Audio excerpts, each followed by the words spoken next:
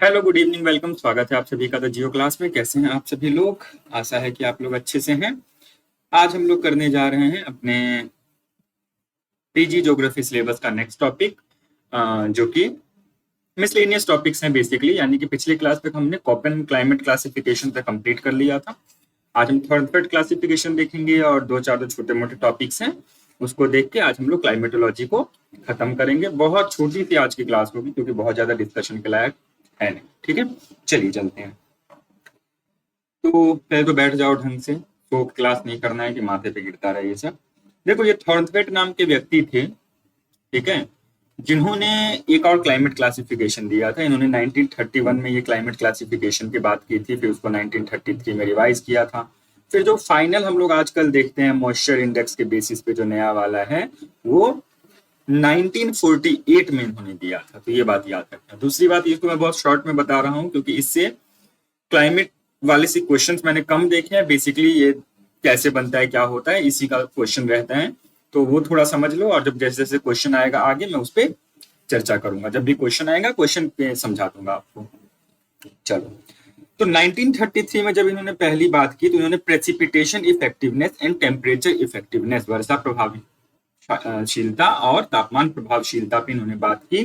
और 1948 में जब आए तब ये पोटेंशियल इवेपो ट्रांसपिरेशन के बेसिस पे इन्होंने बात किया। अब इनका जो ये कॉन्सेप्ट है, ये वाटर बैलेंस की जब हम लोग बात करते हैं, कॉन्सेप्ट ऑफ वाटर बैलेंस जो है, उससे इनका सारा बात आता है। अब ये वाटर बैलेंस क्या है?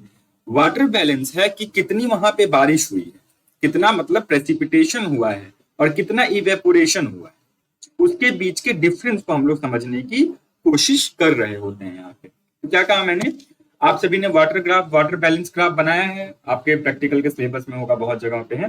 वो कुछ इस तरह से यहाँ पे ऐसे मंथ्स रहते हैं, यहाँ पे ऐसे ये रेनफॉल होता है तो ये कुछ इस तरह से ऐसे ग्राफ जाता है, कुछ इस तरह से ग्राफ जाता है। इसमें जो एक लाइन होता है वो होता है आपका प्रेसिपिटेशन का, और एक लाइन होता है आपका इवेपोरेशन का।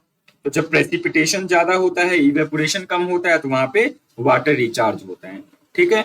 और जब आपका प्रेसिपिटेशन कम हो जाए और इवेपोरेशन ज्यादा होने लगे तो वहां पे क्या होगा? वाटर का जो लॉस है, ग्राउंड वाटर का लॉस है, वो होगा। तो इस तरह का आपने ग्राफ देखा होगा जिसको हम लोग वाटर बैलेंस ग्राफ कहते हैं, ठीक है। तो ये वाटर बैलेंस से इसका लेना देना है। ये कहने की कोशिश कर रहे थे, जो मूल बात अगर मैं आपको बताऊं तो ये क्या कहने की कोशिश कर रहे थे? ये कहने की कोशिश कर रहे थे कि जहां पे आपका रेनफॉल ज्यादा होगा इन कंपैरिजन टू क्या? इवेपोरेशन। अभी इवेपोरेशन में ये दो चीजें, इवेपोरेशन ना लिख के इवेपो ट्रांसपिरेशन लिखते हैं। अब ये इवेपो ट्रांसपिरेशन क्या होता है? अगर आपको पहला क्लास याद है इसका, जब हम लोग टर्म डिस्कस कर रहे थे तब हमने देखा था, ट्रांसपिरेशन और इवेपोरेशन को ये साथ लेके बात कर रहे हैं। तो ट्रांसपिरेशन क्या है? जब हम पत्तों से, हमने कहा था पत्तों से, लैंड सरफेस से ऐसे जब इवेपोरेशन होता है। और इवेपोरेशन क्या है? वो तो आप नीचे से आप देखते हैं, जब इवेपोरेशन होता है, वाष्पीकरण होता है, उसकी बात हो रही थी। तो बेसिकली इनका पूरा का पूरा जो कॉन्सेप्ट था, देखो, वो बेस्ड था कि रेनफॉल ज्यादा है कि इवेपोरेशन ज्यादा है। तो अगर रेनफॉल से ज्यादा इवेपोरेशन है तो वहां पे ड्राई शुष्क प्रदेश रहेगा, मरुस्थल रहेगा, एरिड जोन रहेगा, है ना। लेकिन अगर रेनफॉल ज्यादा है और इवेपोरेशन कम है, बारिश ज्यादा और इवेपोरेशन कम है, तो वो कैसा होगा? वो गीला स्थान, ठीक है, वेट प्लेसेस होंगे, वहां पे बारिश ज्यादा हो रही है, वहां पानी की उपलब्धता ज्यादा होगी, वहां पे ग्राउंड वाटर ज्यादा उपलब्ध होगा। तो ये बात हम लोगों ने देखा थॉर्नथवेट के क्लासिफिकेशन में। तो पहली जो बात ये तुमसे पूछा जाता है कई बार कि ये किस पे बेस्ड है, तो ये precipitation effectiveness and temperature effectiveness, PE और टीई इसको कहते हैं, पर बेस्ड है, ठीक है। और लास्ट वाला जो आता है उसको पोटेंशियल इवेपोट्रांसपिरेशन कहते हैं, कि इवेपोट्रांसपिरेशन कितना है उसके बेसिस पे हम लोग इसको बताने की कोशिश करते हैं। तो जो हमारे थॉर्नथवेट का मॉडल है वो टीईपीई यानी पोटेंशियल इवेपोट्रांसपिरेशन, प्रेसिपिटेशन इफेक्टिवनेस और टेम्परेचर इफेक्टिवनेस पे बेस्ड है, ठीक है। अब प्रश्न आता है भाई साहब कि प्रेसिपिटेशन इफेक्टिवनेस क्या है? तो इसको पीई रेशियो से दर्शाते हैं। ये क्या होता है कि टोटल मंथली प्रेसिपिटेशन, एक महीने में टोटल कितना प्रेसिपिटेशन हुआ उसको हम लोग डिवाइड करते हैं इवेपोट्रांसपिरेशन से। मतलब एक महीने में कुल कितना आपकी बारिश पड़ी या फिर बर्फ पड़ा है, प्रेसिपिटेशन में तो ये सारी चीजें आती हैं, तो कितना वो चीजें हुई है, और इवेपोट्रांसपिरेशन कितना, मतलब इवेपोरेशन कितना हुआ है, ट्रांसपिरेशन कितना हुआ है, इसके रेशियो को हम लोग पीई प्रेसिपिटेशन इफेक्टिवनेस कहते हैं, इसको पीई रेशियो कहते हैं। अब हम लोग क्या कहते हैं, इस पीई रेशियो जो हम लोग निकालते हैं उसके 12 महीने का एवरेज ले लेते हैं। एवरेज पता है कैसे होता है, हर महीने का पहले हम लोग ये पीई रेशियो निकालते हैं, उसके बाद 12 का एवरेज ले लेते हैं, जो वो एवरेज मिलता है उसको हम लोग पीई इंडेक्स कहते हैं, पी बाई ई इंडेक्स कहते हैं। वो क्या है, it is sum of 12 month of PE ratio, और पीई रेशियो क्या है, प्रेसिपिटेशन इफेक्टिवनेस। अब तुम लोग थोड़ी देर के लिए, तुम्हारा ये दिमाग है तो ये ऐसे जा रहा होगा, दिमाग के ऊपर से कुछ नहीं, दिमाग के ऊपर से जा रहा है, समझने की कोशिश करो मैं क्या कह रहा हूँ। इसका पूरा मॉडल किस पे बेस्ड है, इसका पूरा मॉडल इवेपोट्रांसपिरेशन एंड प्रेसिपिटेशन के कॉन्सेप्ट पे बेस्ड है। फिर मैंने बताया रेशियो क्या होता है, P by E ratio. Monthly precipitation कितना है उसको डिवाइड करते हैं उस मंथ में इवेपोट्रांसपिरेशन कितना हुआ है। अब 12 महीने का निकालना हो तो क्या करते हैं, 12 का एवरेज कर लेते हैं। तो उसके बेसिस पे 5 रीजन निकलते हैं जिसको हम लोग A B C D E से नापते हैं, तो याद करना पड़ेगा, कोई ऑप्शन नहीं है, ठीक है। ए मतलब वेट, बी मतलब ह्यूमिड, सी मतलब थोड़ा कम ह्यूमिड, डी मतलब सेमी एरिड, और ई मतलब एरिड, डेजर्ट वाला, ठीक है। कॉपन में भी ABCD कुछ मैंने बताया था, ड्राई, इस तरह की चीजें बताई थी। अब इसमें भी देखो कुछ चीजें, तो इसमें क्या है, अगर पीई ज्यादा हो, पीई ज्यादा होने का क्या मतलब होता है कि तुम्हारा जो इवेपोट्रांसपिरेशन है वो कम हो रहा है और रेनफॉल तुम्हारा ज्यादा हो रहा है। तो रेनफॉल ज्यादा होगा और ई कम, ई की वैल्यू, रेशियो कैसे काम करता है पता है ना, ऊपर मान लो कि 10 है और नीचे आएगा 10, यानी नीचे बड़ी वैल्यू है तो वैल्यू होता है 1, बट अगर नीचे छोटा वैल्यू रहेगा तो वैल्यू होगी ज्यादा, नीचे अगर छोटा वैल्यू रहेगा तो वैल्यू होगी ज्यादा। यानी कि इवेपोट्रांसपिरेशन, देखो यहाँ पे क्या है, ई है, इवेपोट्रांसपिरेशन आपका जैसे जैसे कम होता जाएगा तो पीई इंडेक्स का वैल्यू बढ़ता जाएगा, क्लियर है। तो यहाँ पे देखो 128 से ज्यादा होता है तो वो वेट रेन फॉरेस्ट टाइप के होते हैं, 64 से 127 होता है तो ह्यूमिड क्लाइमेट कहते हैं उसको, 32 से 63 होता है तो उसको सब ह्यूमिड कहते हैं, 16 से 32 होता है उसको सेमी एरिड उप शुष्क प्रदेश कहते हैं, शुष्क जैसा प्रदेश कहते हैं जो स्टेपीज ग्रासलैंड वाला एरिया है। एंड 16 से जब कम हो जाए तो उसको हम लोग क्या कहते हैं, उसको हम लोग डेजर्ट वाला क्षेत्र कहते हैं, मरुस्थलीय क्षेत्र, ठीक है। अब इसी के बेस पे टेम्परेचर इफेक्टिवनेस भी देखा गया, ठीक है। ये कैसे होता है, मीन एवरेज टेम्परेचर, पूरे साल में मीन एवरेज टेम्परेचर, पूरे साल के टेम्परेचर का जो मीन निकालते हैं उसके बेसिस पे हम इसको कैलकुलेट करते हैं। तो उसके अकॉर्डिंग अगर इस तरह की वैल्यू आपको मिले, इसको A dash B dash C dash D dash E dash F dash इसमें हमने डिवाइड किया है। ये उतना याद करने की फिलहाल जरूरत नहीं है, जब क्वेश्चन आएगा तो मैं इसको समझा के फिर से याद करवाऊंगा, लेकिन अभी के लिए इसको हम लोग साइड में रखते हैं, ठीक है। अब 1948 में जब ये लास्ट कॉन्सेप्ट देते हैं इवेपोट्रांसपिरेशन के बेसिस पे देते हैं जिसमें मॉइस्चर इंडेक्स आता है, ठीक है। तो इसमें इवेपोट्रांसपिरेशन कितना होता है ये देख के इसको हम लोग डिवाइड करते हैं। तो अब इसमें देखो, इसमें भी वही है ABCDE, A बी के ये 4 पार्ट होते हैं, B4 B3 B2 B1, मतलब ह्यूमिडिटी कम होता रहता है, B4 में सबसे ज्यादा ह्यूमिड रहता है, B1 में सबसे कम ह्यूमिड रहता है। फिर C को 2 भाग में बांटता है, C2 and C1, moist and dry. फिर अगर ये D सेमी एरिड और E एरिड, ठीक है। इसके बेसिस पे हमारा ये इन्होंने 1948 में एक मैप बनाया है जिसमें विश्व के अलग अलग भागों को अलग अलग क्षेत्र में रखा है, ठीक है। अब आपने कहा कि सर आपने तो बहुत जल्दी जल्दी निकाल दिया, कुछ समझ में नहीं आया, कुछ नहीं पता चला, कोई बात नहीं। ये पता चल गया कि ये पीई पे बेस्ड है, पोटेंशियल इवेपोट्रांसपिरेशन पे बेस्ड है, ये पता लगा। थॉर्नथवेट ने दिया था, ये पता चला। 31 में, फिर 33 में रिवाइज, फिर 48 में इसका फाइनल वर्जन आया, ये पता चला। पीई के बेसिस पे 5 होता है, ABCDE, ठीक है, जो कि ह्यूमिड से ड्राई की तरफ जाता है, ह्यूमिड होता है, वेट होता है, फिर ड्राई होता है, फिर ड्राई सेमी एरिड होता है, फिर एरिड होता है, ये याद हुआ। और दूसरा तुमको ये याद हुआ कि जो लास्ट में मॉइस्चर इंडेक्स निकलता है 1948 में, अब कैसे निकलता है उसमें नहीं पढ़ना है क्योंकि कभी किसी उस तरह क्वेश्चन पूछा ही नहीं गया है। अगर मुझे को दिखेगा कहीं पे वो क्वेश्चन तो मैं आपको फिर समझाऊंगा, लेकिन फिलहाल के लिए ये मानना है जो मैं बता रहा हूं, अगली बात आपको क्या पता लगी कि जो ABCD है इसमें B 4 भागों में बढ़ता है प्रेसिपिटेशन में, B4, B3, B2, B1। B4 जो है उसमें सबसे ज्यादा ह्यूमिडिटी है, B1 में जो है वो सबसे कम ह्यूमिडिटी है। उसके बाद C भी 2 भाग में पड़ता है, C2 और C1। C2 ऊपर है, वो थोड़ा ज्यादा मॉइस्ट सेमी एरिड टाइप का क्लाइमेट है, सेमी ह्यूमिड टाइप का क्लाइमेट है, और C1 में ड्राई सेमी ह्यूमिड टाइप का क्लाइमेट है। D में सेमी एरिड और E में एरिड। इतना याद रह जाएगा तो बहुत। अगर तुमको इतना याद रह गया तो तुम थॉर्नथवेट का क्वेश्चन तुम्हारा गलत नहीं होगा। क्या क्या थॉर्नथवेट ने दिया 48 में दिया, पीई पे बेस्ड है, जो लेटेस्ट वाला है वो पोटेंशियल इवेपोट्रांसपिरेशन पे बेस्ड है। इसकी जो वैल्यू होती है, जो पहले दिया था उसने 1933 वाले में, उसमें ABCDE दिया था।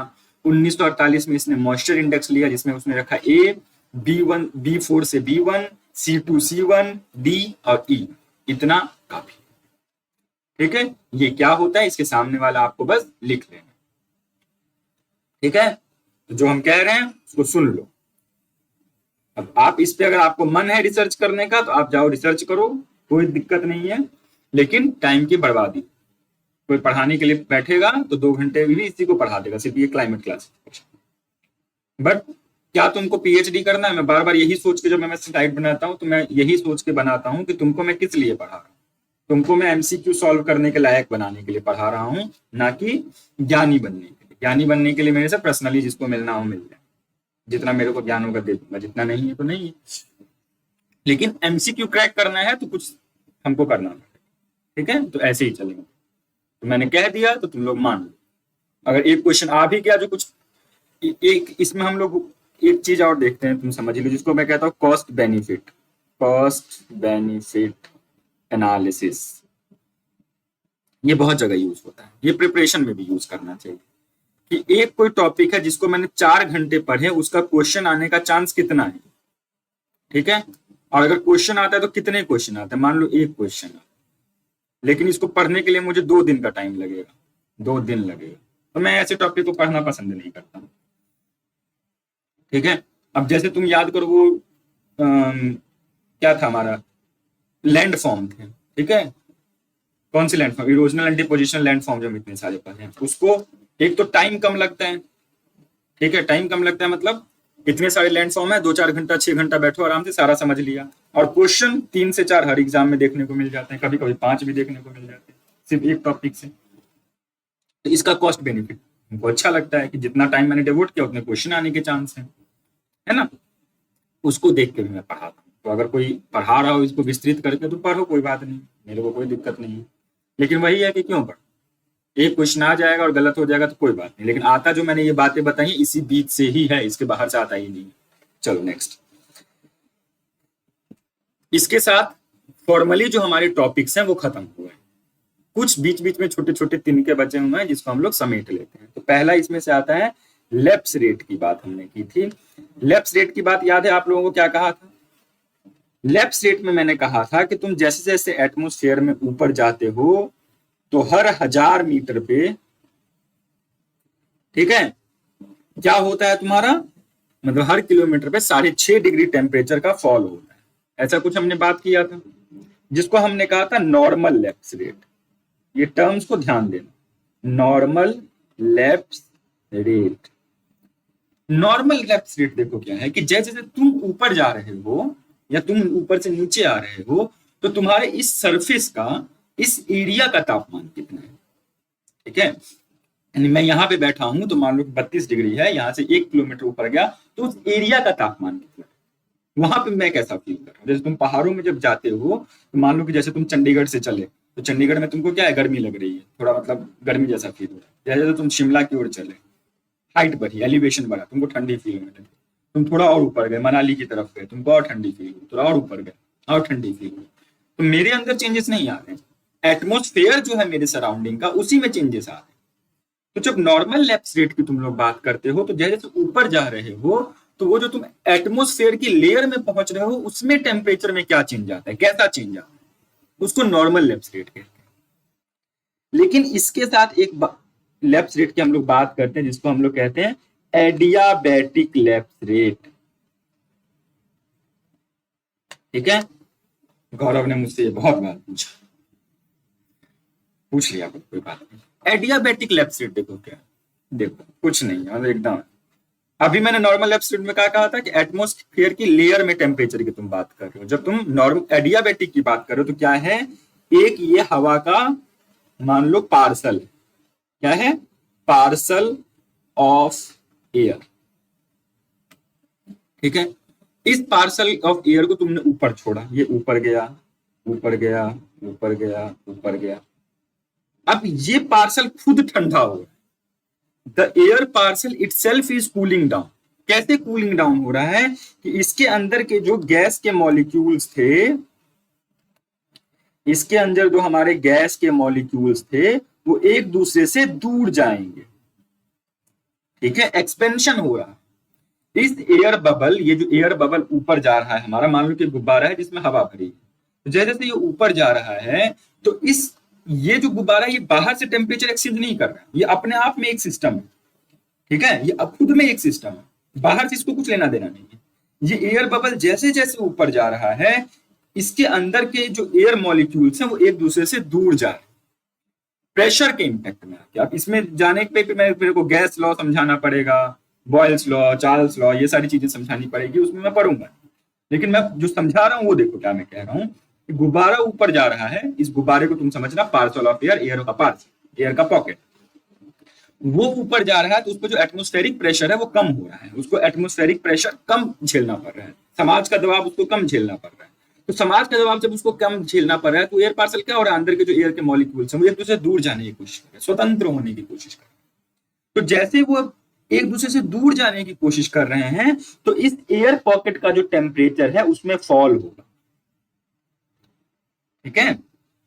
उस एयर पॉकेट के जो टेम्परेचर है उसमें फॉल होगा। अब तुम अपने समाज से देखो, तुम अभी इतने लोगों के बीच में कितना प्रेशर है, टेंशन है, तो दिमाग गर्म रहता है, चले जाओ पहाड़ों में घूमने, बहुत सारा पैसा लेके, किसी का छीन के मत जाना, जब अर्न करना तब जाना।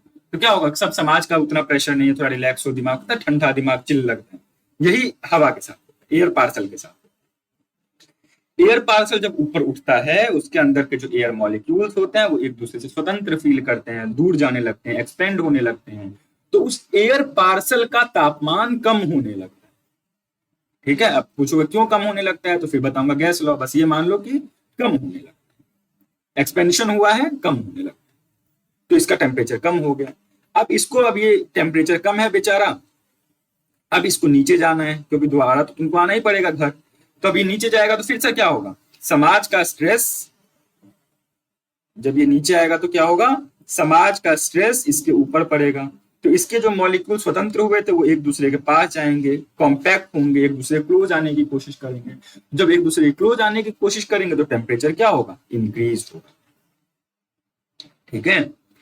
सो when this air parcel moves up there is no exchange of temperature, ये बाहर के तापमान के साथ इसका कोई एटमोस्फेयर में एक्सचेंज नहीं है। इस पॉकेट के अंदर ही, एयर पॉकेट के अंदर ही जो मॉलिक्यूल है वो एक दूसरे से अलग हो रहे हैं या पास आ रहे हैं। जब एक दूसरे से अलग हो रहे हैं तो उनका टेम्परेचर कम हो रहा है, और जब वो नीचे आते हैं तो एक दूसरे के पास मॉलिक्यूल आते हैं, उनका टेम्परेचर क्या होता है, बढ़ता है। यही एडियाबैटिक लैप्स है। नॉर्मल लैप्स क्या था, तुम ऊपर जा रहे हो तो तुमको ठंडी लग रही है क्योंकि बाहर से तुम तापमान का एक्सचेंज कर रहे हो, बाहर का तापमान तुमको प्रभावित कर रहा है, ठीक है। उसी तरह से जब तुम ऊपर जा रहे हो एयर पॉकेट के रूप में, एक एयर पार्सल के रूप में जब ऊपर जा रहे हो तो तुम आपस में तापमान एक्सचेंज नहीं कर रहे हो, you are not exchanging temperature with the atmosphere, but what are you doing, अंदर के जो एयर मॉलिक्यूल्स हैं वो एक दूसरे से अलग हो रहे हैं। तो this is called adiabatic lapse, समझे। नॉर्मल लैप्स में क्या होता है, टेम्परेचर एक्सचेंज होता है, लेयर का टेम्परेचर होता है। एडियाबैटिक में क्या होता है, अगल बगल से टेम्परेचर एक्सचेंज नहीं होता है, ठीक है। अपने अंदर की शक्ति जो होती है, जो हमारा एयर मॉलिक्यूल होता है, उसके दूर और पास आने पे वो टेम्परेचर में परिवर्तन हमें देखने को मिलता है। समझे गौरव, समझ में आई बात।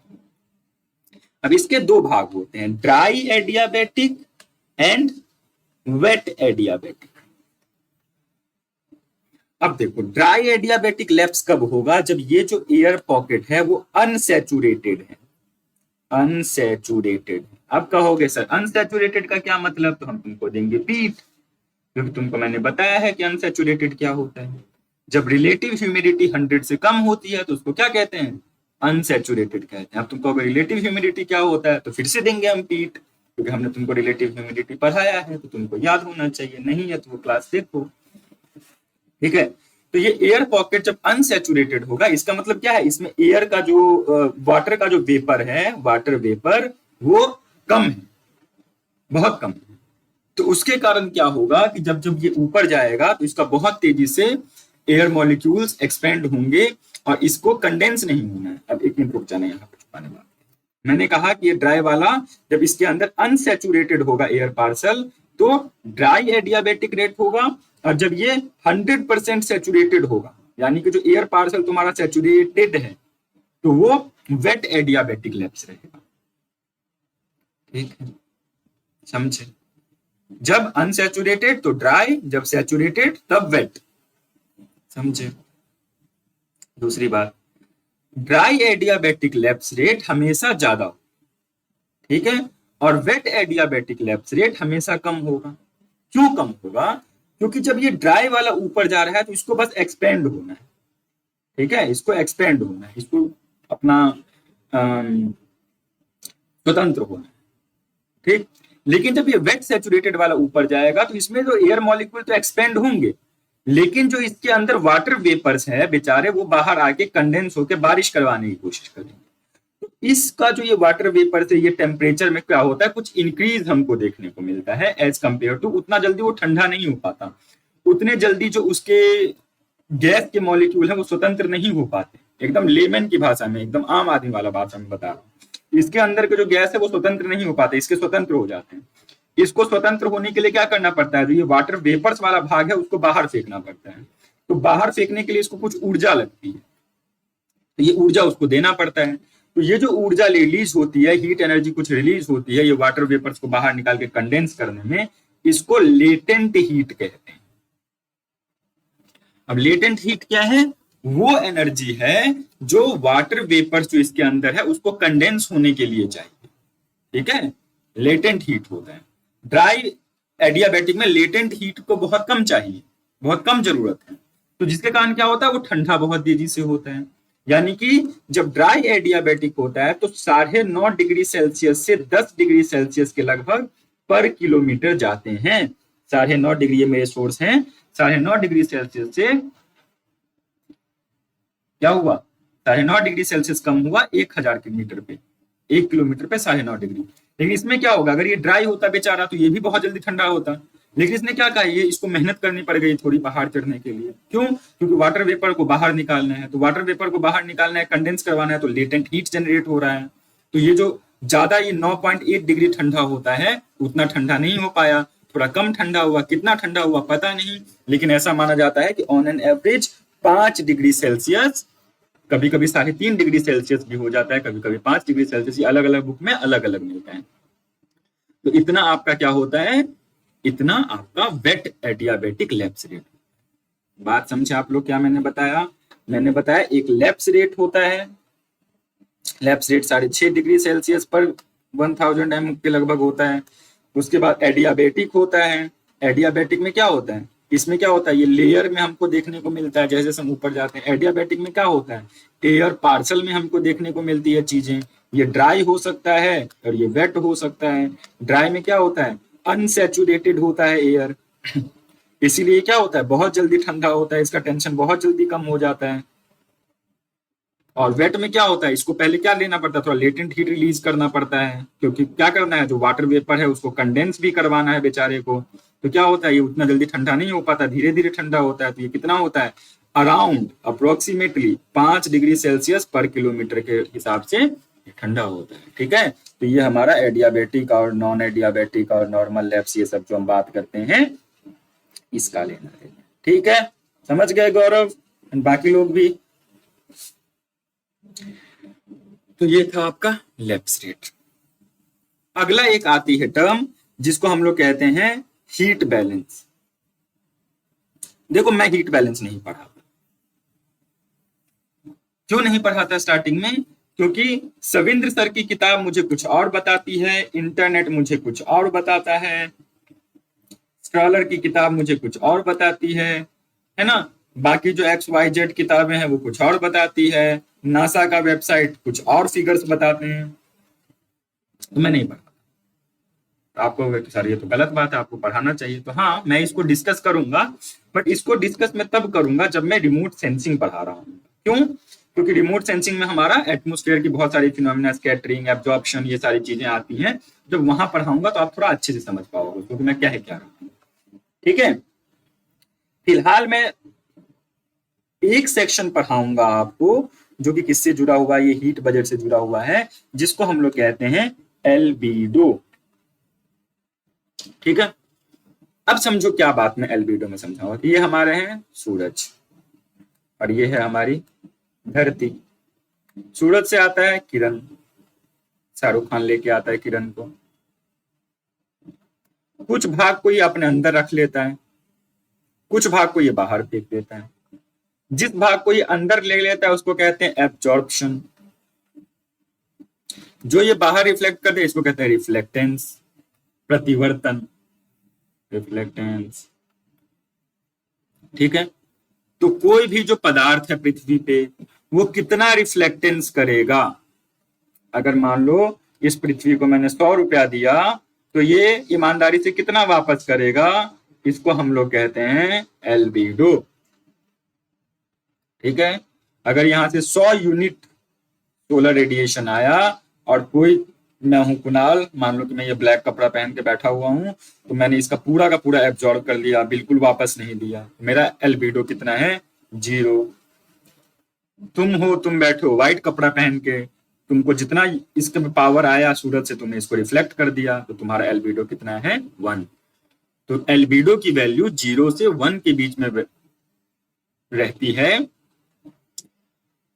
जब 0 होगा तो इसके मतलब उस बॉडी ने, उस चीज ने पूरा का पूरा जो एनर्जी आया उसको शोषित कर लिया, उसको वापस नहीं दिया कुछ भी।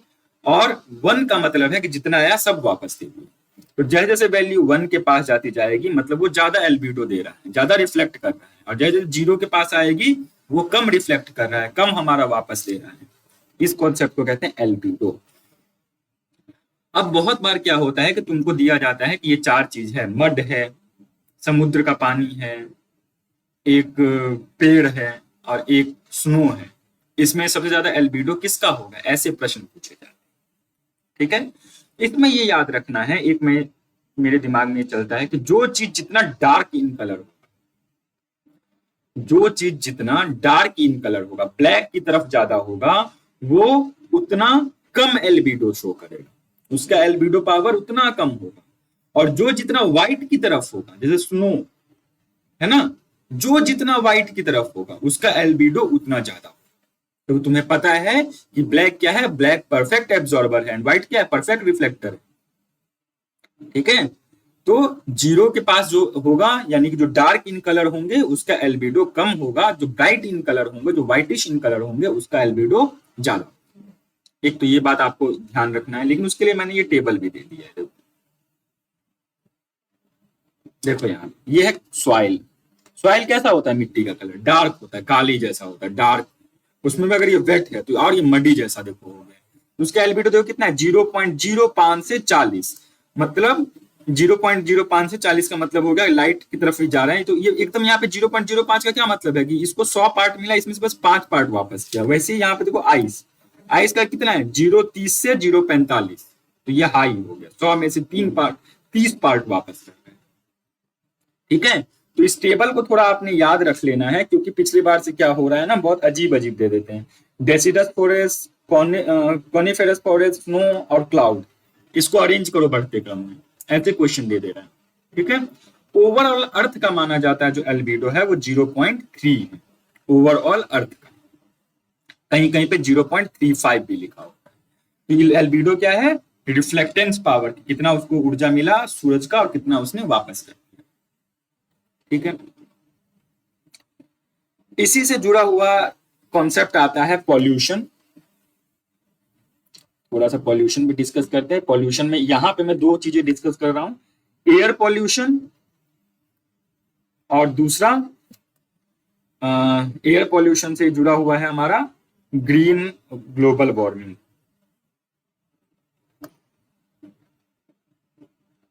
ठीक है।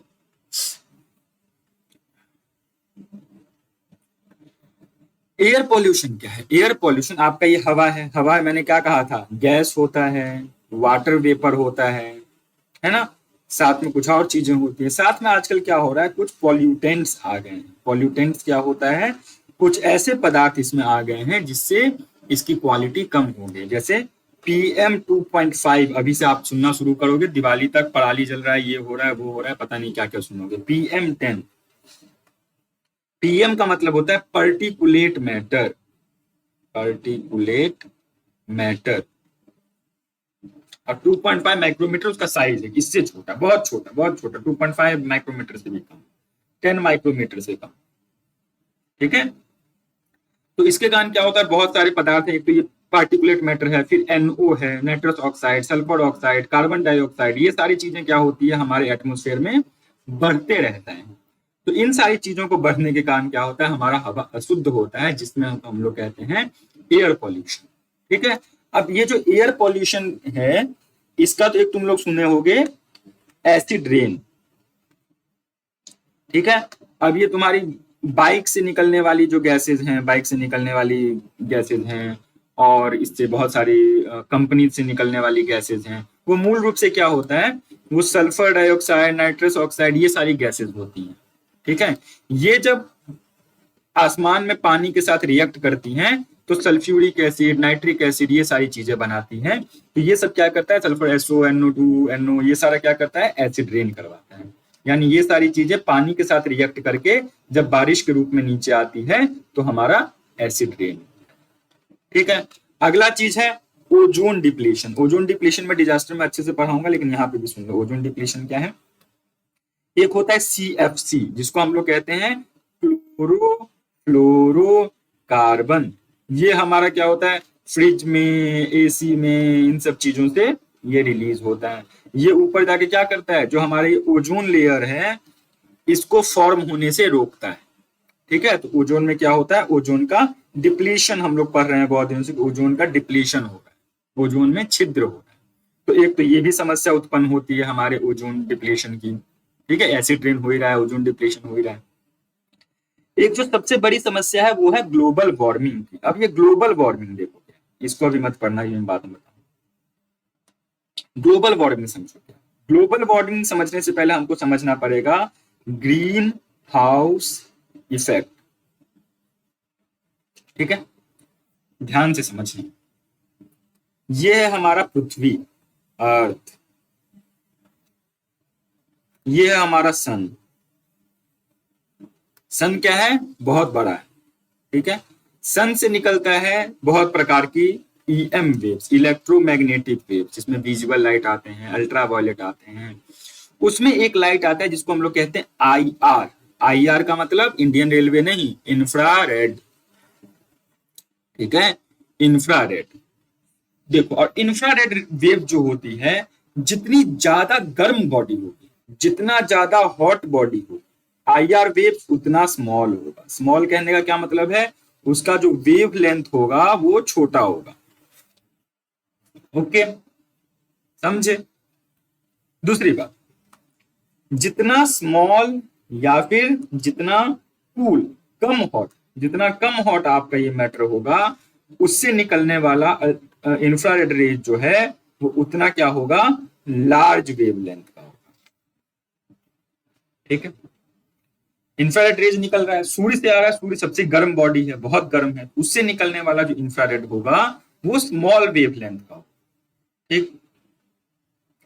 और पृथ्वी पे कोई भी गर्म चीज है, हर चीज से इंफ्रारेड निकलता है, जिससे तुमको गर्मी फील होती है, गैस जिससे भी तुमको गर्मी फील होती है उससे IR निकलता है। ठीक है। तो जितना जो ठंडा थोड़ा होगा, जो कम गर्म होगा, उससे लार्ज वेवलेंथ का हमारा बॉडी निकलेगा। ये लार्ज, ऐसे, ये लार्ज, ये लार्ज। ठीक है। अब ये है आपका, ये जो पृथ्वी है इसके अराउंड है CO2 गैस की एक परत, क्योंकि एटमोस्फेयर है ना, ये CO2 की परत होती है। ये CO2 जो परत है, इसको ऐसे समझो कि हमारा पृथ्वी एक घर है और CO2 एक छोटी छोटी रोशनदान। ठीक है। छोटा रोशनदान। और ये जो सूर्य से निकलने वाली स्मॉल वेव IR है, ठीक है, जो सूर्य से निकलने वाली स्मॉल वेव की आईआर है, ये चोर है। ठीक है, अब सूर्य से निकलने वाली जो ये आया, इसको ये रोशनदान मिला आईआर के रूप में, मतलब कार्बन डाइऑक्साइड के रूप में, इससे ये अंदर घुस गया। क्यों? क्योंकि ये अभी पतला है। ठीक है, पतला चोर, क्योंकि ये स्मॉल वेवलेंथ। अब पृथ्वी पे जब ये आया तो पृथ्वी पे इसने चोरी किया, मतलब पृथ्वी के चीजों को गर्म किया। इंफ्रारेड का काम क्या है? गर्मी देना। तो नीचे के जो ये हमारे घर है, हमारा रोड है, हमारे पेड़ पौधे हैं, हम हैं, सारी चीजें हैं, इसने इस आईआर को एब्जॉर्ब किया, ये भी गर्म हो गया। तो जैसे ही ये गर्म होगा तो ये आईआर को क्या करेगा? रिफ्लेक्ट करेगा, वापस भेजेगा। तो ये जो चोर अंदर आया था, ये क्या है? तो सूर्य से आया था, ये पतला सा आदमी था, स्मॉल वेवलेंथ था। लेकिन जब धरती को गर्म करके वापस जा रहा है तो समझो ये घर में घुस के, पहले इसने फ्रिज खोला, उसको मिली 100 के लिए मिठाइयां, और ये बैठ कर 2 दिन मजे से खाया और मोटा हो गया। अब ये इससे बाहर नहीं जा सकता। क्यों नहीं जा सकता? क्योंकि ये मोटा हो गया। कहने का क्या मतलब हो गया? जो पृथ्वी गर्म हुई थी शॉर्ट वेव के आने से, आईआर के आने से पृथ्वी गर्म हुई थी, इसने जो आईआर एमिट किया वो लॉन्ग वेवलेंथ का था, बड़े वेवलेंथ का था। तो उसको कार्बन डाइऑक्साइड ने वापस नहीं जाने दिया। तो ये बेचारा क्या हो गया? यहीं पे फंस गया। अब ये अंदर फंसा रहेगा, वापस नहीं जा पाएगा, तो क्या होगा? ये पृथ्वी को और गर्म करेगा, धीरे धीरे हमारे एटमोस्फेयर को गर्म करेगा। क्योंकि इसका काम क्या है? गर्म करना। चोर का काम क्या है? चोरी करना। आईआर वेव्स का काम क्या है? गर्मी देना। तो trapping of infrared rays by the layer of carbon dioxide in the earth atmosphere is known as greenhouse effect and it leads to increase in temperature। पृथ्वी के तापमान का बढ़ना, या फिर इस प्रक्रिया में क्या हम देख रहे हैं कि पृथ्वी पे आने वाले सूरज से इंफ्रारेड रेज का पकड़े जाना, कैद कर लिए जाना, किसके द्वारा? कार्बन डाइऑक्साइड गैस के परतों के द्वारा। इस फिनोमेना को हम लोग ग्रीन हाउस इफेक्ट कहते हैं, हरित गृह प्रभाव कहते हैं। अब इसके ये ट्रैप होने के कारण क्या हो रहा है? टेम्परेचर बढ़ रहा है। इस टेम्परेचर को बढ़ने को हम लोग ग्लोबल वार्मिंग कहते हैं। आरंभ में क्या था? हमने देखा था 0.03% CO2 था। तो प्रक्रिया चल रही थी, जितना पृथ्वी को चाहिए था उतनी ही गर्मी होती थी। पृथ्वी को तो अपना हीट मेंटेन करना है ना। ठंडा हो जाएगा तो क्या हो जाएगा? आइस एज आ जाएगा, मर जाएंगे हम लोग, सब लोग। तो क्या क्या कह रहा हूं मैं यहाँ पे कि ये प्रक्रिया अच्छी थी। आता था इंफ्रारेड रेड, शॉर्ट रेड, उसमें कुछ पार्ट ट्रैप हो जाता था जो लॉन्ग वेव वाला था, तो उसके कारण क्या होता? पृथ्वी गर्म रहता था, एकदम मस्त हम लोग जीवन जीते थे। फिर हमने क्या किया? कंपनियां खोल ली, कार्बन डाइऑक्साइड का जो लेवल है वो बहुत बढ़ा दिया एटमोस्फेयर में, धीरे धीरे बढ़ रहा है। 2%, 1%, आधा परसेंट, 0.1% बढ़ रहा है धीरे धीरे। तो धीरे धीरे बढ़ने के कारण देखो क्या हो रहा है, और ज्यादा इंफ्रारेड रेज ट्रैप हो, और ज्यादा इंफ्रारेड रेज ट्रैप हो। तो जितना ज्यादा इंफ्रारेड रेज हमारे वातावरण में ट्रैप होगा, उतना ज्यादा गर्म होगा प्लेनेट, उतना ज्यादा हमारा एटमोस्फेयर गर्म होगा। यही है क्लाइमेट चेंज, यही है ग्लोबल वार्मिंग। इसके कारण हुआ कार्बन डाइऑक्साइड के लेवल के बढ़ने से। तो ये है आपका green house effect and global warming. I hope आपको समझ में। भारत में मिनिस्ट्री ऑफ अर्थ, ये अब अलग टॉपिक पे मैं जा रहा हूं। भारत में मिनिस्ट्री ऑफ अर्थ साइंसेज एक इंडेक्स लाया है जिसको कहते हैं SAFAR, system of air quality and weather forecasting and research. System of air quality weather forecasting research, SAFAR. इसका काम है, जो तुम देखते रहते हो ना कि एयर क्वालिटी कम हो गया, AQI। AQI क्या है? Air quality index. ये बेसिकली सफर ही है। तो देखते हो ना कि दिल्ली का AQI 500 हो गया, रेड है, हजार्डस हो गया, बनारस का 200 हो गया, ऐसे ऐसे खबरें सुनते हो। तो ये क्या है? AQI है। इसमें हम सल्फर, नाइट्रोजन, PM 2.5 और बहुत सारी चीजें इस तरह का कैलकुलेट करके बनाते हैं।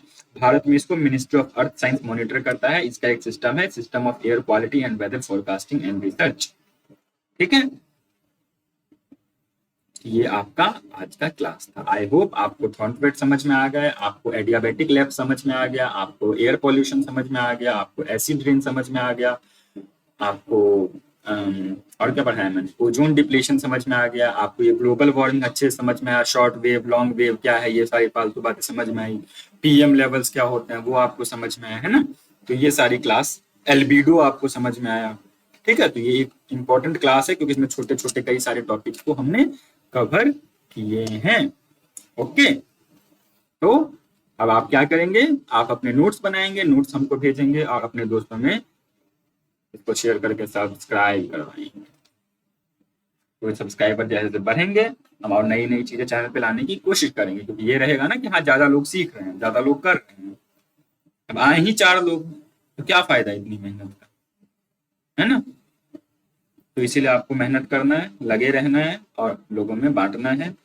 इस क्लास के बाद हम लोग मिलेंगे 10 बजे, जहां पे हम लोग क्या करते हैं, MCQ लाइव डिस्कस करेंगे 10 बजे 10 क्वेश्चन।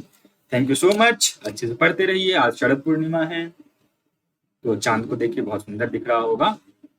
तो मिलेंगे हम लोग नेक्स्ट क्लास में, अभी ही मिलेंगे वैसे तो लाइव क्लास में, और उसके बाद हम लोग अगले क्लास में ओशनोग्राफी से स्टार्ट करेंगे। तो 2 से हमने अपने बड़े सेक्शन कंप्लीट कर लिए, ओशनोग्राफी और ये करने के बाद, बायो करने के बाद physical geography 1/3 part of syllabus will be finished with in few days. देखो देखते ही देखते कैसे टाइम बीत रहा है ना।